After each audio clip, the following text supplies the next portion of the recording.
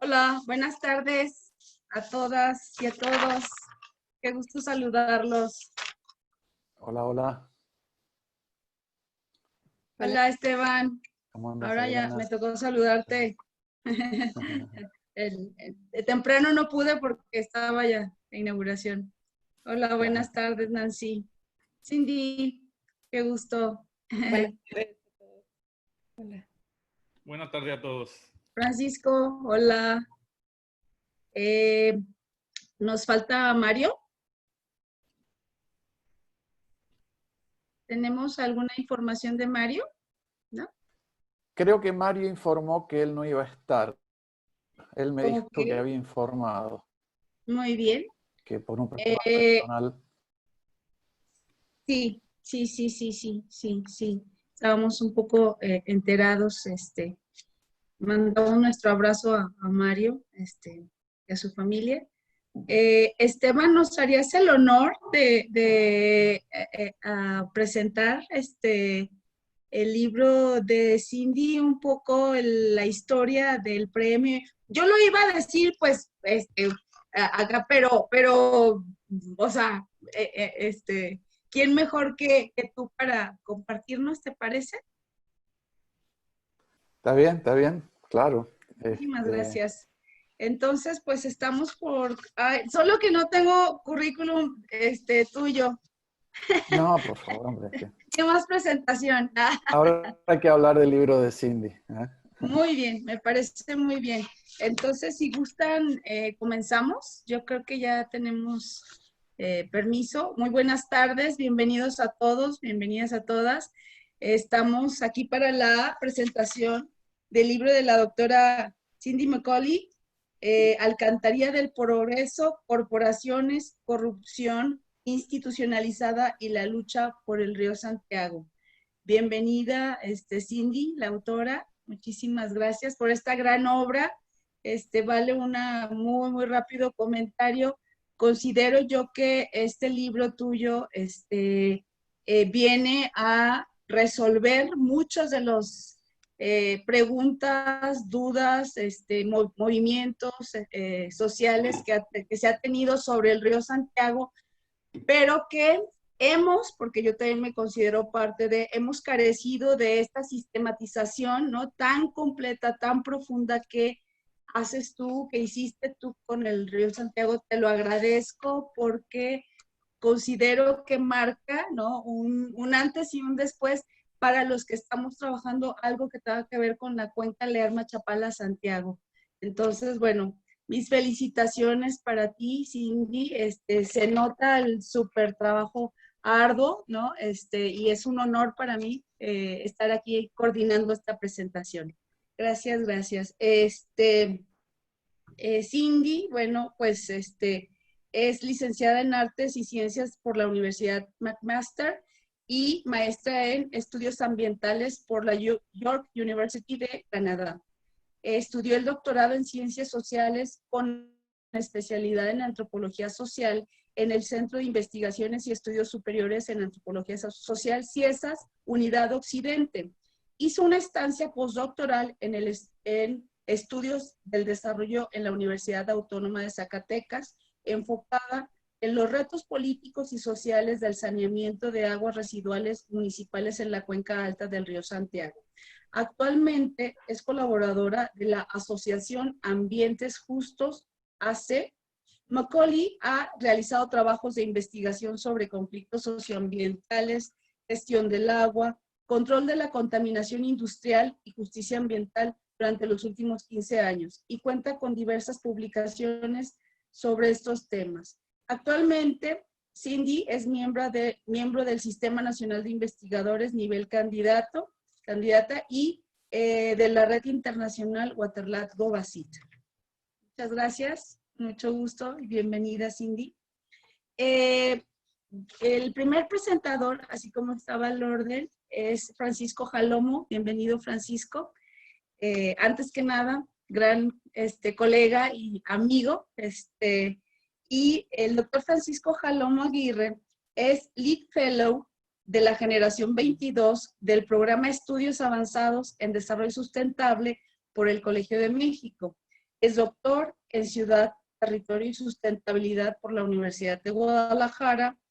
Tiene un diplomado en habilidades directivas para la gestión pública por el ITESO, maestro en desarrollo local y territorio por la Universidad de Guadalajara y abogado especialista en desarrollo sustentable, derecho ambiental, derecho humano al agua y gestión ambiental metropolitana por la Universidad de Guadalajara.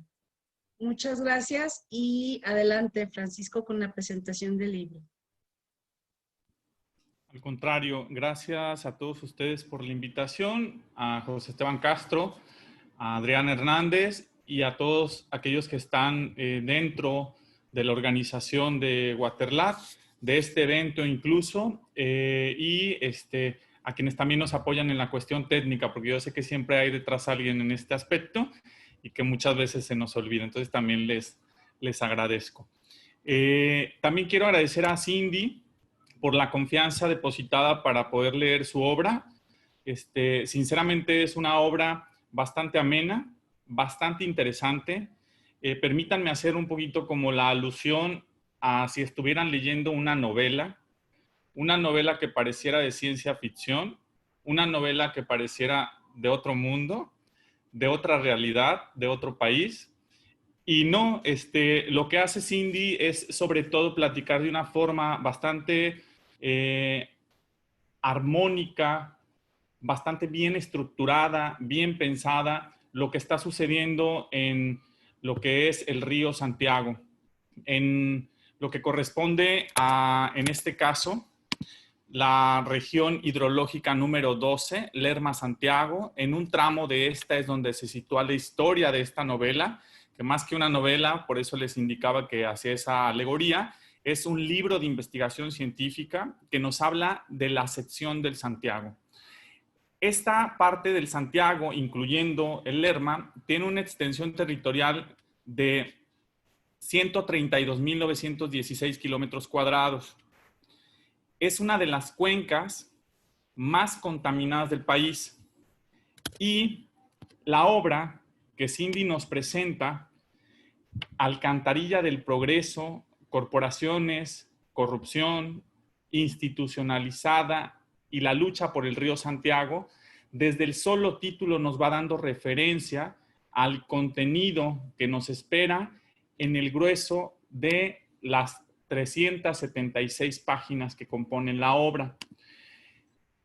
A lo largo del trabajo y de esta lectura, que reitero, es bastante amena, bastante interesante y bastante triste, eso no lo he dicho, triste en el sentido del contenido que uno encuentra, podemos localizar efectivamente en un compuesto de introducción y 8 grandes secciones toda la historia desde el inicio hasta la actualidad de lo que encierra el tema del río Santiago.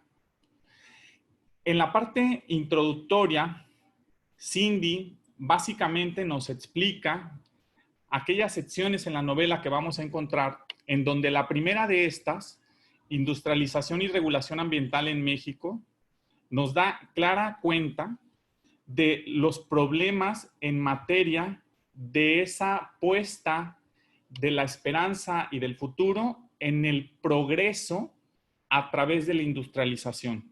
Es decir, y esto no solo ocurre en México, son sucesos que podríamos asemejar a situaciones que se vivieron hace décadas en Londres, en París, con sus respectivos ríos, el Sena, el Rin, y podemos mencionar otros lugares en lo que es el planeta, en donde encontramos esta apuesta de la humanidad en que el desarrollo, el mal llamado desarrollo, y que el progreso están centradas en la industrialización.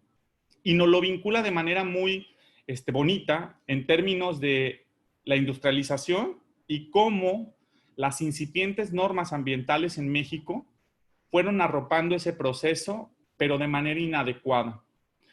En un segundo apartado, ella nos habla del espejismo verde y nos menciona que el ambientalismo de mercado para los países pobres nos ha puesto en una especie como de ilusión, en una especie como de justo eso, un espejismo. Y nos han vendido, disculparán la expresión para los que de pronto no nos acompañan de México, que de pronto no la ubiquen, pero nos han vendido gato por liebre.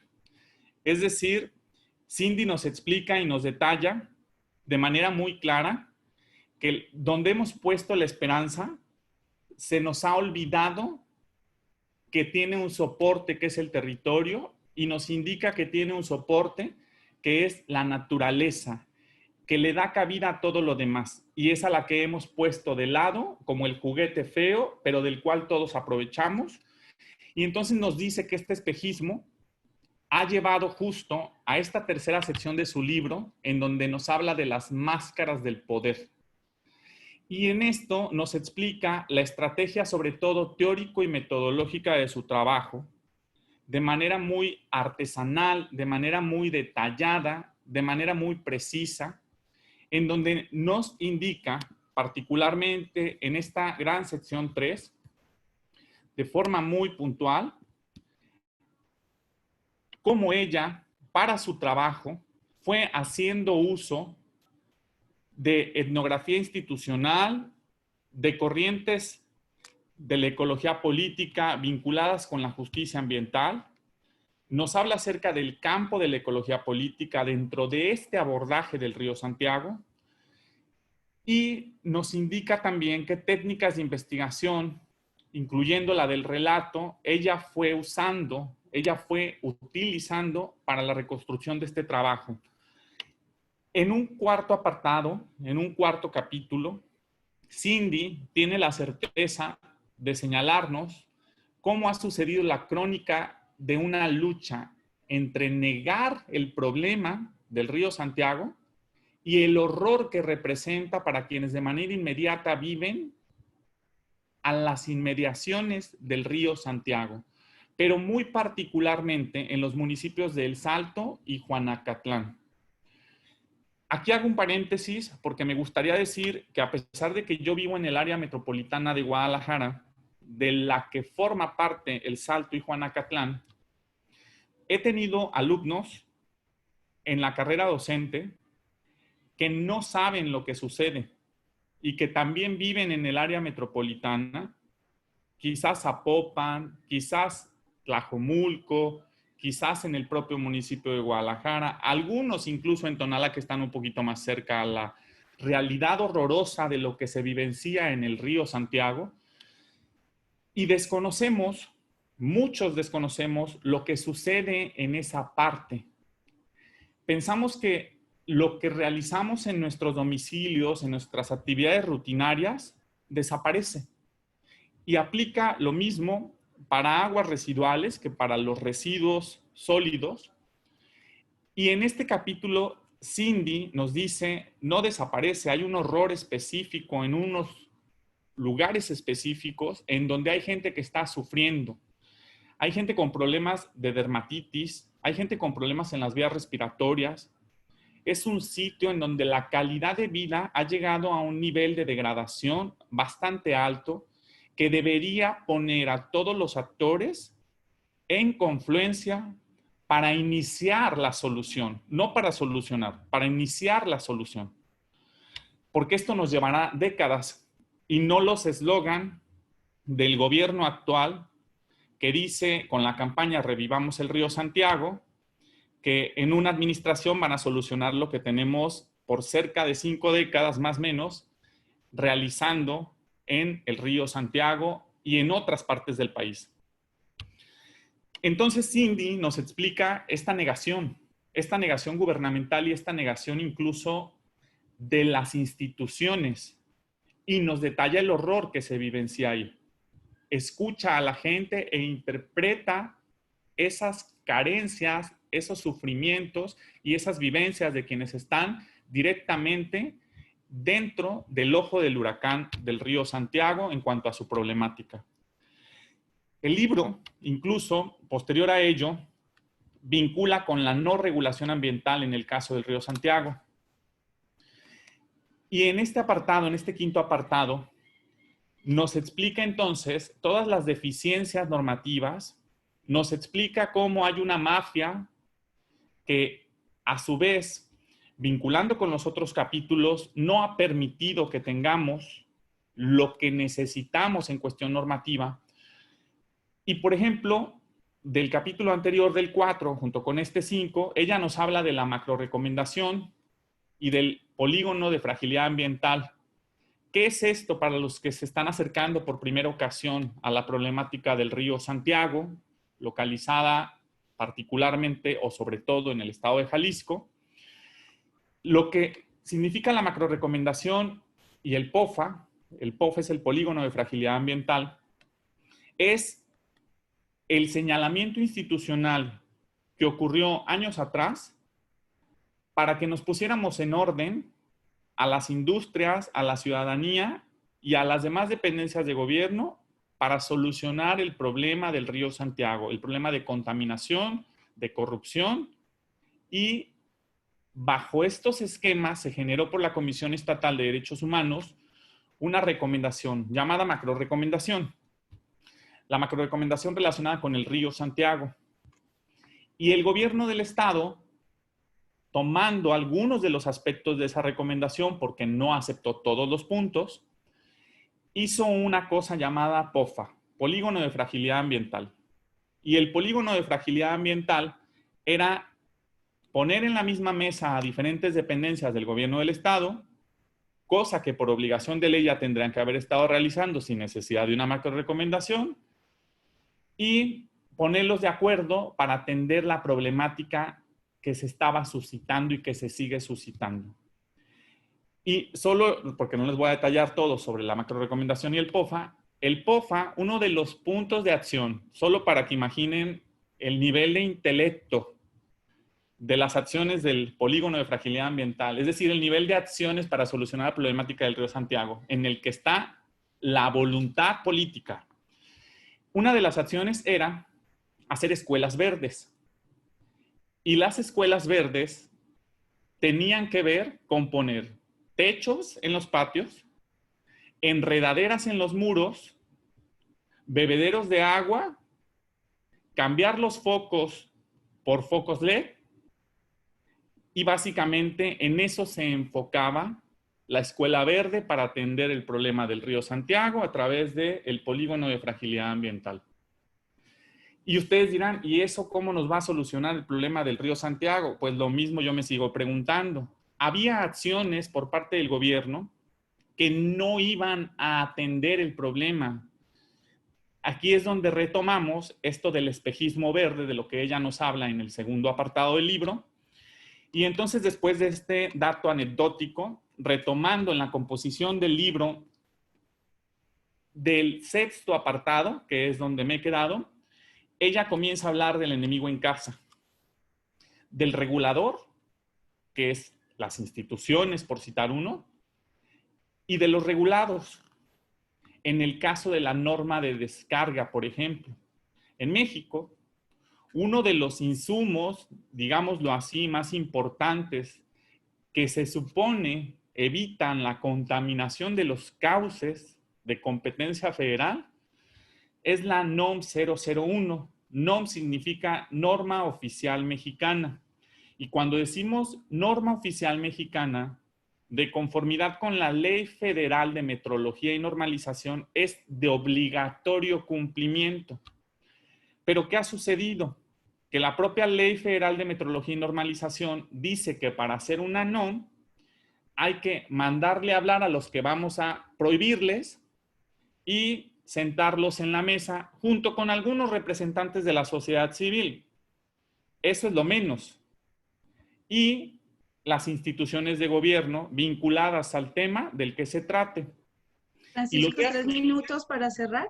Sí, y lo que ha sucedido es que esto ha convertido a aquellos que contaminan el río Santiago en juez y parte en la toma de decisiones, y tenemos una NOM 001 bastante falaz, bastante inmadura, llamémoslo así, porque, por ejemplo, tiene unos parámetros un tanto escuetos y no contempla, por ejemplo, metales pesados en sí, que deberían estar siendo contemplados y que son parte del problema en la contaminación del río Santiago. Entonces ella nos habla alrededor de esta problemática, sobre este juego de regulador y regulados, sobre estas ficciones en la cuestión de aparentar lo que no son acciones útiles para. En un séptimo capítulo, el libro de Cindy nos explica la sustentabilidad empresarial, entonces, y nos vuelve, bajo el discurso que hemos encontrado en todo el hilo conductor del libro, a hablar de mitos y de realidades. Hago como que hago, salgo en la foto y el problema continúa. Eso es lo que sucede por parte de los empresarios, no digo que todos, pero esa es la tendencia que ha estado ocurriendo. Y finalmente remata el libro hablándonos de una sección 8 con sus conclusiones, y este apartado en lo particular me encantó, porque Cindy no solo pone sobre la mesa el problema de forma histórica, de forma sociológica, de forma política, de forma antropológica, desde diferentes vertientes, de forma jurídica, sino que dice, ¿y de aquí para dónde? Y ahí nos habla del camino por recorrer, y nos pone propuestas, y nos pone líneas y especificaciones que deberíamos seguir. Y me parece a mí que, y ahí lo menciona, esta cuestión de los empresarios con el gobierno del Estado, en donde sí se comprometen a cumplir con las leyes que ya están de hecho obligados a cumplir, pero que tienen que sentarse para negociar eso. Ella nos pone ahí una serie de ideas que son bastante ricas y bastante útiles para rescatar en las acciones del día a día y para aquellos que trabajamos en el tema del Río Santiago, poder irlas incrustando en las tomas de decisiones desde lo social, desde lo económico, desde lo gubernamental y otros sectores. En mi caso me tocará posicionarlas con mis alumnos, ir socializando este problema, ir poniéndolo y ubicándolo en el contexto, dando esta serie de recomendaciones que Cindy bien tiene colocar como cierre de su trabajo. Y finalmente pone una serie de anexos bastante ricos, bastante interesantes para comprender con mayor precisión y cerrar todo el círculo la obra sobre la que hoy estamos hablando. Me anticipo a felicitar a Cindy nuevamente antes de que lo hagan todos los demás y muchísimas gracias nuevamente por la atención. Muchas gracias, Francisco. Gracias por una excelente presentación. Efectivamente, ¿no? Vas desmenuzando cada uno de los capítulos y nos vas interesando en esta novela que tú dices, ¿no? Bueno, maravilloso libro de Cindy. A continuación, bueno, nos va a presentar el libro también José Esteban Castro, gran colega y coordinador de la Waterlat Covacit, y creo que es el más idóneo para presentar y contarnos para él, para la Waterlat, el libro de Cindy que aborda, que presenta, ¿no? Qué temas nos puede contar y aclarar sobre el caso mexicano en tan distintos temas, ¿no? De cuencas hidrosociales. Muchas gracias, Esteban, por aceptar la invitación a esta presentación y pues adelante. Gracias.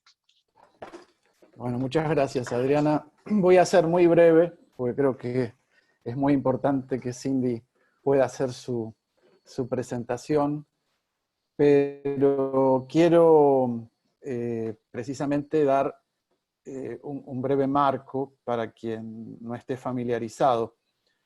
El libro de Cindy es producto del concurso de premio de estudiantes que nuestra red otorga anualmente y que lo hace desde el año 2014. Ella ganó el premio del año 2018. Es un premio que se da a tesis de maestría y de doctorado de estudiantes de la red que son presentados y son evaluados por un equipo de evaluación internacional. Hay una página de internet en nuestra red donde pueden ver toda la información. Y bueno, Cindy obtuvo el premio de 2018 y el libro salió este año, un poco más temprano. Es, como ya se comentó, un libro muy importante por la temática. Yo no quiero hablar mucho, creo que Cindy puede describir, obviamente, libro que mereció comentarios excelentes de parte de los evaluadores. Y yo lo que quiero destacar, además de lo que ya se dijo, es que el libro pone de manifiesto el carácter tan complejo de las relaciones que dan cuenta o deberían dar cuenta de la problemática que se sufre en esa cuenca. No es un tema local, no es un tema regional, no es un tema nacional, es un tema global. Y creo que esa es una de las lecciones que uno puede extraer del libro. México entró a la Organización de Cooperación y Desarrollo, la OECD, bastante tiempo atrás. El otro día, en otra reunión, se comentó cómo fue que México entró a la OECD. No voy a repetir eso aquí, los mexicanos que estudian esto lo saben bien. Pero lo relevante es que muchas de las empresas que Cindy estudió, por lo menos a partir de sus impactos, están basadas en países que no permitiría ni siquiera una parte pequeña de lo que en esa cuenca. Y yo creo que esa es una lección, además de todas las otras lecciones, que surge del libro de Cindy. Este tipo de temas, como hay otros, yo vi que hoy se hablaron de las berries, se hablaron de otras cuestiones, toda esa región, es un tema global, con interacciones globales. No puede tener solución local ni regional seguramente. Y creo que esa es una lección importante que yo extraje de leer y trabajar en el libro de Cindy cuando lo publicamos. Y además quiero decir que es un libro muy bien documentado. No es fácil escribir un libro así, es un libro valiente, por todo lo que implica. Y ella lo termina bien porque muestra que aquí no hay nada personal, las críticas que hay son críticas dirigidas a procesos, no a personas, a individuos. Eso es muy importante. Ella logró tener un diálogo con instituciones que son críticas en su libro, y creo que se ganó un grado de respeto importante de esas instituciones por la forma en que encaró el trabajo. Así que para nosotros, desde la red, es un orgullo haber publicado el libro, y seguramente, bueno, ya tiene, no he visto ahora cuántas bajadas ha tenido. El libro está disponible en forma gratuita en nuestro sitio de internet. Puse ahí el link en el Facebook que ya está transmitiendo. Creo que ya tiene muchos lectores y seguramente tendrá muchos más por la relevancia del tema y por la calidad de la tarea realizada. Le dejo a Cindy porque creo que ella es la que tiene que hablar ahora más sobre su experiencia, que es muy interesante. Muchas gracias. Muchas gracias, Esteban, por esta presentación y por contarnos, ¿no?, todos los aspectos que ustedes como Waterlat abordaron, ¿no?, o tomaron en cuenta para la publicación, el premio y la publicación del libro de Cindy. Bueno, son puntos extras, ¿no?, que nos van diciendo, obviamente, que no solo se valora a nivel interno, a nivel país, sino, como bien lo comenta Esteban, a nivel global. Entonces, bueno, cedo la palabra a la autora para que nos cuente cómo fue su historia, cómo fue su proceso, y ahora ya después de toda esa huracán, cómo va esto del libro. Muchísimas gracias, Cindy, de nuevo, y adelante. Muchas gracias, Adriana, y pues muchas gracias a Adriana, a Francisco y a Esteban por sus comentarios, y a Francisco por presentar a detalle cómo se compone el libro. Sí, y muchas gracias pues a la Red Waterlat por abrir esta oportunidad del premio que deriva en la publicación del libro. Por supuesto, cuando uno está trabajando en esos trabajos solitarios de tesis doctoral, lo que uno desea es que pueda llegar a más lectores que el comité propio, cosas así. Entonces, siempre tenía la aspiración de poder compartir este trabajo más ampliamente, y estoy muy agradecida con la Red Waterlat de abrir estas oportunidades, y bueno, de que el libro esté disponible libremente también significa que se pueda compartir. Y ahorita que los escuchaba y escuchaba el comentario de Esteban, me recordó que fuimos hace unas semanas a Juanacatlán, junto al río Santiago, por supuesto, con uno de los activistas del que hablo en el libro, porque era alguno de los primeros en empezar a denunciar este problema. Y me gustó mucho que cuando él expresó, pues esto no es un problema local, este es un problema internacional, no es la inversión extranjera y es la producción para el mercado global, ¿no? Sea capital mexicano o extranjero el que esté presente. Entonces, sí, creo que eso es un punto muy importante de comprender cuando pensamos en estos problemas.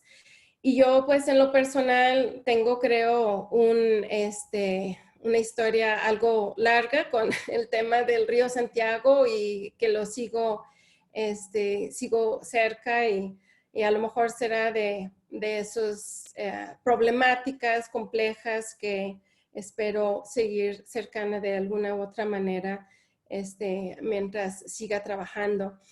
Y pues después de haber llegado a este río hace más de 20 años ya y sorprenderme por la situación, yo soy de Canadá originalmente y recién que llegué a México en 1998, conocí a algunos agricultores orgánicos del municipio de Juanacatlán, aquí junto al río Santiago, y empecé a querer entender la historia y ver lo que sucedía.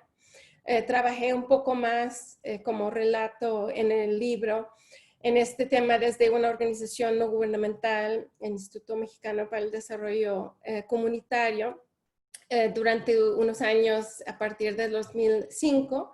Y cuando decidí estudiar el doctorado, tenía claro que quería abordar un aspecto en particular de la problemática de la contaminación de origen industrial, no por ser la única fuente de contaminación y la única problemática seria en esta zona. Obviamente hay contaminación por aguas residuales municipales, por escorrentía agrícola, por lixiviados de basureros, hay problemas de acceso a agua potable de calidad y una serie de otros problemas.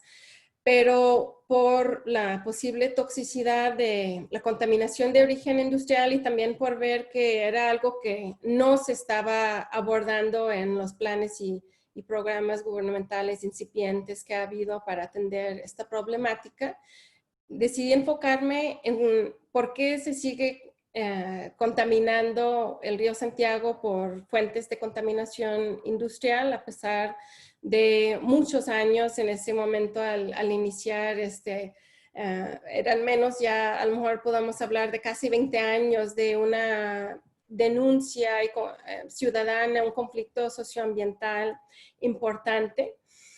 Y traté de ver cuáles son las prácticas desde el gobierno y desde el sector privado que permiten y facilitan esta contaminación de origen industrial.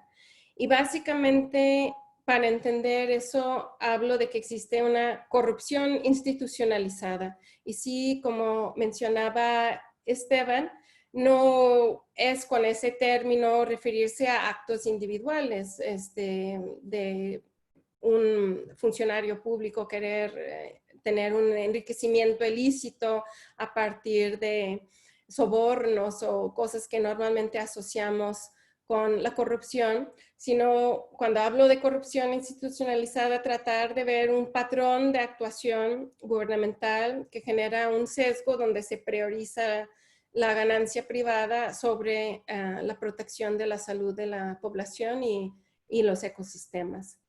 Entonces, trato de desmenuzar esas prácticas gubernamentales que sí, una parte importante del trabajo fueron entrevistas con funcionarios públicos, más que nada del gobierno federal, de la Comisión Nacional del Agua, de la Secretaría de Medio Ambiente, de la Procuraduría Federal de Protección al Ambiente y un poco también a nivel estatal y municipal, y también la parte documental.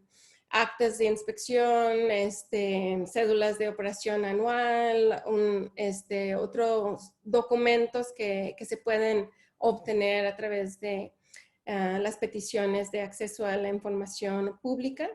Y a partir de ahí tratar de ver tema como la inspección, donde no solo es el nivel muy bajo de inspección, que por cierto va a la baja desde la nueva administración gubernamental. No puedo dejar de siempre mencionar eso, que en 2019 la Comisión Nacional del Agua redujo en el 65% sus inspecciones a nivel nacional, sino ver otras prácticas que influyen en las inspecciones para reducir su efectividad, analizar cómo el sistema gubernamental depende mucho en la información autorreportada cuando esto no es ni revisada ni considerada confiable desde el gobierno, ver qué sucede con las sanciones y un poco más de manera, vamos a decir, ligera, no tan profundo, pero analizar programas voluntarios como Industria Limpia,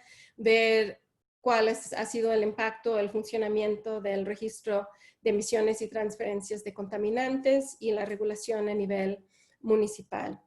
Entonces, veo por ese lado las prácticas gubernamentales y con mucho énfasis también en la laxitud de la regulación. Esto es importante, por lo menos aquí en México muchas veces escuchábamos, bueno, si se cumpliera con las leyes, con las normas, otra cosa sería, pero tenemos que también ver cómo se ha generado un marco regulatorio que básicamente permite e invisibiliza las prácticas contaminantes. Entonces, como mencionaba Francisco, pues hablo de esa relación entre regulado y regulador, argumentando pues que existe una captura regulatoria en la forma en que se ha integrado a las cámaras y asociaciones industriales en el comité donde se deciden las nuevas normas ambientales o su modificación, y pues siguiendo en particular el proceso que aún no lleva a una modificación de la única norma de descarga en el país que ha estado, digamos, en la lista para su modificación desde el año 2007, y también viendo cómo los procesos de lo que se llama la mejora regulatoria se convierte en otro obstáculo que impide mejorar la normatividad, la regulación ambiental, cuando tiene que pasar por estos filtros de análisis costo-beneficio, donde se tiene que demostrar que los beneficios de la regulación son mayores que los costos para los particulares en términos preferentemente monetizados. Esto en la Comisión Nacional de Mejora Regulatoria.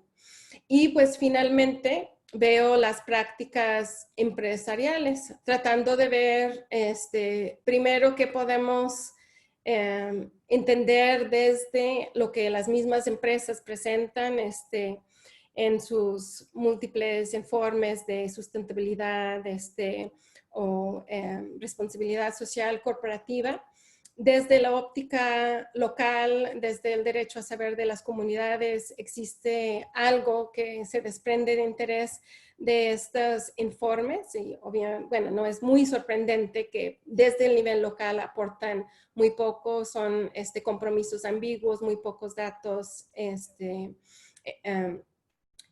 cuantitativos que nos permiten entender los impactos o incluso los procesos de producción a nivel local.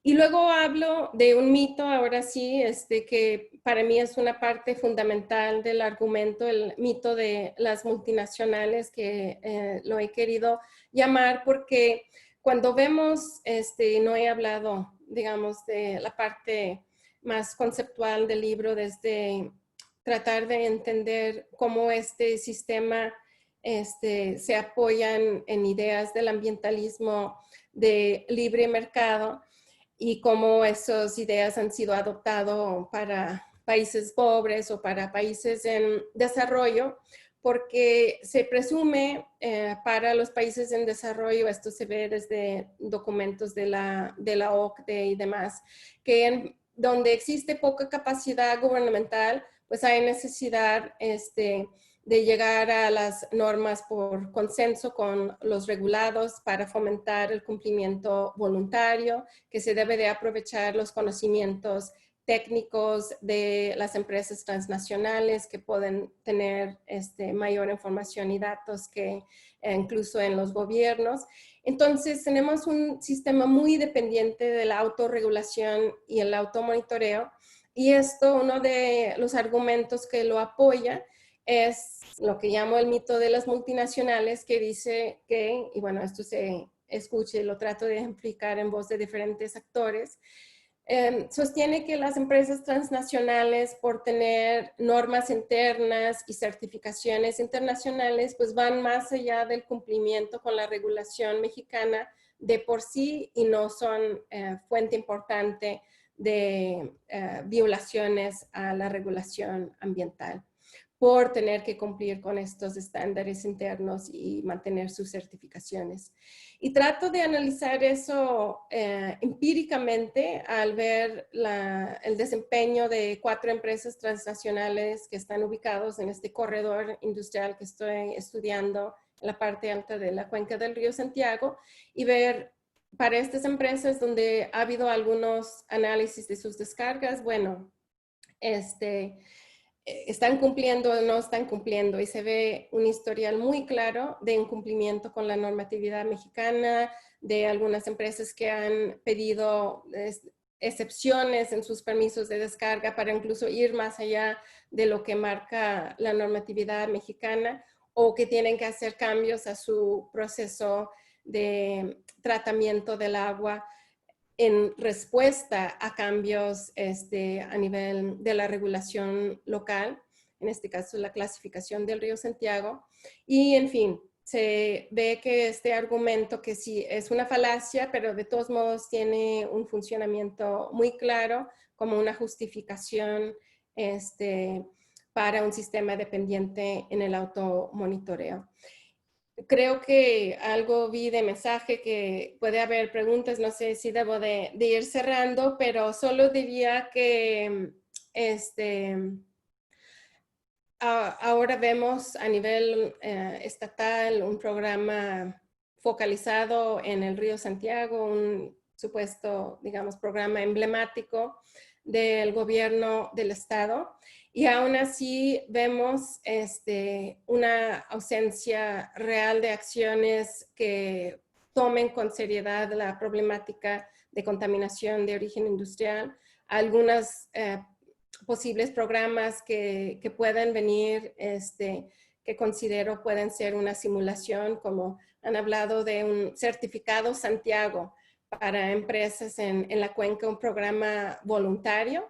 Y pues todos los estudios a nivel internacional pues concluyen que un programa voluntario en ausencia de inspección, de vigilancia, de sanciones, pues no son efectivos. Entonces, creo que es un tema que está en un nudo ahí.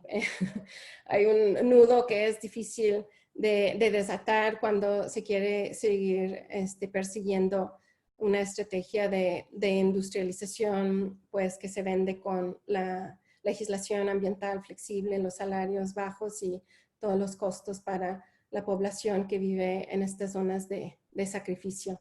Entonces, pues, seguro puedo seguir hablando y hablando del libro. Muchas gracias por incluir esta presentación en el evento, y si hay preguntas u otros comentarios. Muchas gracias.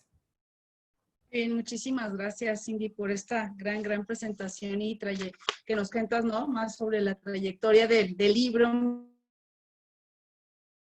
mismo y de la tesis, ¿no? Es decir, nos comentas que digamos que tu conocimiento del área es alrededor de 20 años, más o menos, ¿no? Entonces, bueno, pues digamos que para lo que los demás no nos sintamos tan mal, estamos hablando de como un largo recorrido en cómo se construye textos como el tuyo, que son tan profundos, ¿no?, y de larga data. Entonces, pues yo en el chat solo observo felicitaciones, lo cual me da mucho gusto.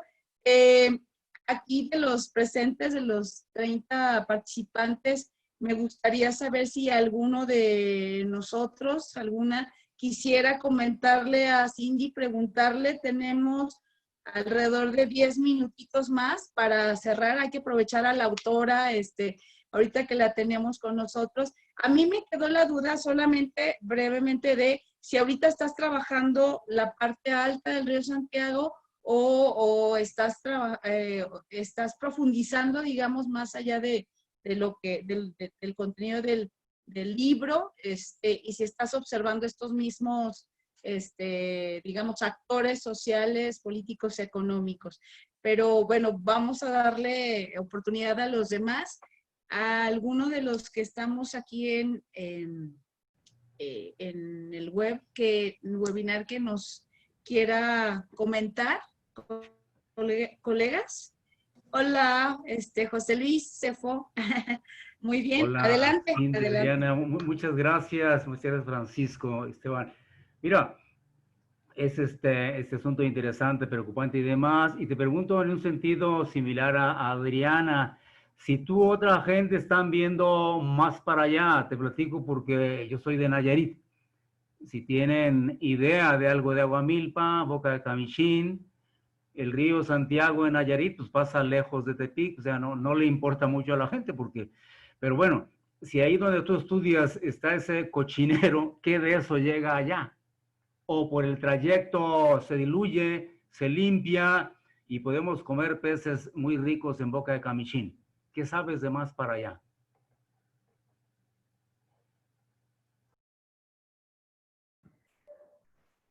Bueno, yo comentaría, yo sigo trabajando con algunas de las organizaciones locales, en particular Un Salto de Vida, que es una organización del municipio del Salto muy activo en varios frentes también que no están presentes en el libro, que también tiene que ver con la expansión de estos fraccionamientos de vivienda social en la zona. Y ellos incluso este año empezaron a visitar con comunidades wixárikas en la parte de Nayarit, donde hubo algo acerca de afectaciones a la salud que ellos atribuyen a su convivencia con el río Santiago en esa parte ya de Nayarit. Y conozco a otros que han hecho algunos estudios en la Yesca, en Aguamilpa, en torno a la calidad del agua. Ahí no soy experta de esa parte, pero sí sé que se han hecho algunos análisis, ¿no? de la calidad del agua, y en lo personal también quisiera tener más contacto en esa parte de la cuenca, pero en lo que he trabajado, digamos, después del libro, ha sido un poco más en torno a las políticas con relación a las aguas residuales municipales, ¿no? En las plantas de tratamiento, y cuáles son de alguna manera los factores que llevan a su abandono, a su mala operación. Y actualmente, si vemos en el proyecto del gobierno del estado para la cuenca del río Santiago, la gran parte de los recursos y acciones más claras pues van hacia la construcción y rehabilitación de plantas de tratamiento de aguas residuales municipales. Y en las entrevistas y visitas que he realizado, no solo en la parte de la que hablo en el libro, sino en la parte de los Altos de Jalisco también, hay problemas muy severos de operación y mantenimiento en municipios incluso grandes de los Altos de Jalisco, como Lagos de Moreno, bueno, San Juan de los Lagos, básicamente una planta muy grande, bueno, para una ciudad media 200 litros por segundo, que se construyó en 2011, apenas es que funcionó desde que se construyó, y ahora hay un nuevo proyecto, pero en municipios grandes donde ni siquiera los operadores tenían botas y cubrebocas, mucho menos capacidad de reparar un aireador, una bomba, cuestiones más del funcionamiento de las plantas de tratamiento. Entonces he estado viendo digamos, algunas de estas fallas de los procesos de descentralización de los servicios de agua y saneamiento en el país, porque de alguna u otra manera los gobiernos estatales y federal, en este caso el gobierno de Jalisco y Conagua, pues pueden conseguir los recursos, licitar y construir estas obras y luego culpar a los municipios cuando dejan de funcionar, y he estado un poco enfocada en esos procesos, y al seguir, digamos, esta estrategia estatal de Revive el Río Santiago, y también desde diciembre del año pasado hubo este llamado Toxitour, que a lo mejor algunos supieron de este proceso de visitar con representantes de Estados Unidos, de Europa, algunos diputados, eurodiputados y demás, 5 sitios contaminados, en particular de contaminación industrial en México. Iniciaron un trabajo también con la Secretaría de Medio Ambiente para poder generar decretos de restauración de estas zonas que ya el exsecretario Víctor Toledo llamaba infiernos ambientales. Entonces he seguido observando, por supuesto, las políticas en torno a la contaminación industrial. Muchas gracias. Una última pregunta. Nos dice que qué inconvenientes se te presentaron a la hora de la investigación, supongo, porque es un tema muy importante en la contaminación del agua. ¿Y qué facilidades tuviste a su vez, no? Gracias. Bueno, yo creo que inconvenientes es muy difícil poder realizar entrevistas con representantes de las empresas. Obviamente no tienen ninguna obligación de dar este tipo de entrevista. Normalmente tardé mucho hice entrevistas en 16 empresas, en algún representante en la sede y la fábrica local. En otros pues ya uno u otro, pero fue muy largo, muy tardado, mucha insistencia, cartas, correos, llamadas y demás para poder concertar esas entrevistas. Ese es un reto grande. Desde antes sabía pues, que iban a existir pocas fuentes de información acerca de su desempeño real en términos ambientales, o sea, la cantidad y toxicidad de sus vertidos o sus niveles de cumplimiento con la regulación ambiental. Entonces eso lo asumí como un reto, pues tratando de hacer el mejor uso de los datos que están disponibles y un poco pintar el hombre invisible, ¿no? O sea, llenar los huecos y entender la falta de acceso a la información como un reflejo de las relaciones de poder.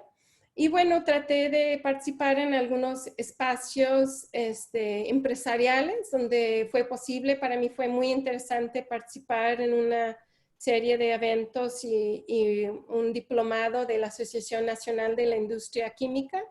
Eso aportó mucho para ver algunas perspectivas desde la industria sobre no solo la normatividad en agua, sino las inspecciones, qué recursos legales tienen, cómo responder ante una inspección, los programas voluntarios y, en fin, participar en algunos espacios empresariales para mí fue un acierto, y a lo mejor un poco desde una óptica antropológica el poder entender su perspectiva, ¿no? Entonces creo que fue un poco tratar de ser creativo ante el reto de poder investigar a un sector bastante hermético, y creo que tengo la capacidad de ser insistente. Entonces eso lo puse en acción para tratar de poder lograr esas entrevistas en las empresas y cumplir con la meta, a lo mejor no en toda la extensión que uno pudiera desear, pero sí lograr un cúmulo para el Por análisis. favor, poner sus nombres en la imagen para identificarlos en el registro. Perdón.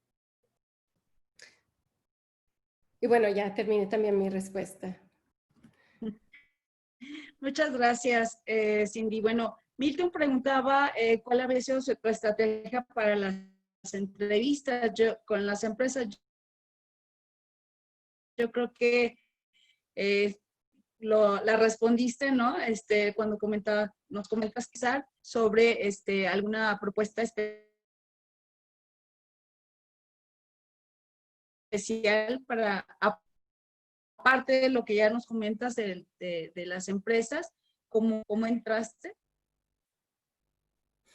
Sí, sí tuve que pensar eso muy desde el principio y bueno, ahorita que estoy en esto con Adriana me viene a la mente porque muy amablemente que ahí por el año 2002-2003 me hospedé en casa de Adriana en Ocotlán cuando estaba haciendo una pequeña investigación con pescadores en el lago de Chapala.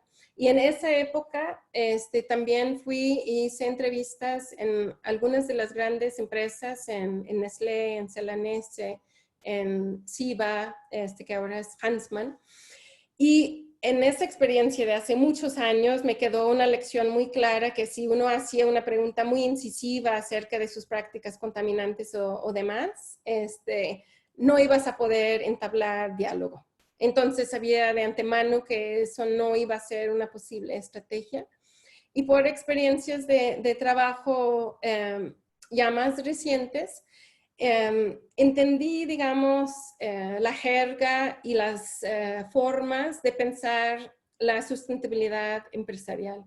Entonces planteé mi interés desde la sustentabilidad empresarial, desde sus prácticas, sus métricas, sus logros, sus retos, digamos, desde esa jerga y ese interés que obviamente presenta límites, porque no todas las empresas tienen una estrategia clara de sustentabilidad. O sea, eso implica que con empresas más pequeñas, pues igual no abre la puerta tampoco ese interés.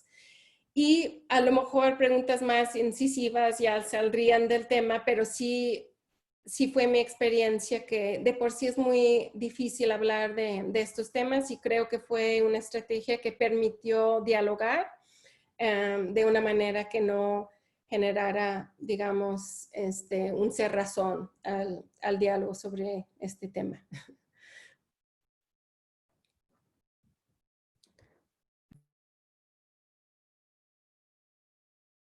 Tienes el micrófono cerrado, Adriana. Muchas gracias por ahí. José Luis Pimentel se coló con la última pregunta, que es, ¿cuál palanca moverías tú primero para resolver los problemas de la contaminación del río? Así, ¿cuál varita mágica, es cierto? ¿Qué propondrías tú?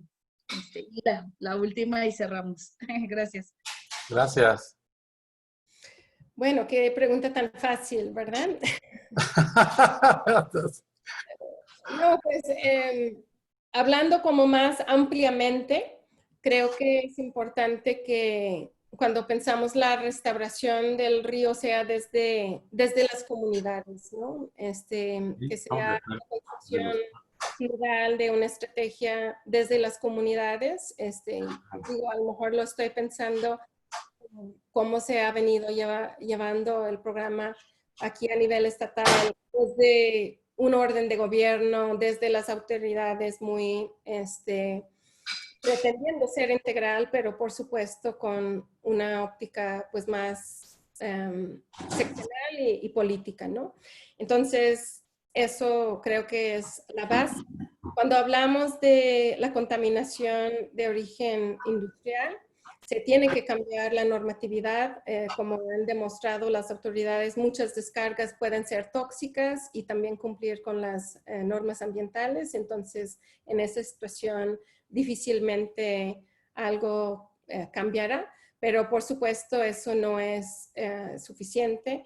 Se tiene que haber, por supuesto, mayor nivel de inspección, vigilancia, sanciones y pensar en sistemas más modernos yo creo, de monitoreo continuo de fuentes, de normas por giro industrial y una serie de otras acciones. Y eso, solo hablando del tema industrial, porque creo acción urgente es atención a la salud de las personas afectadas.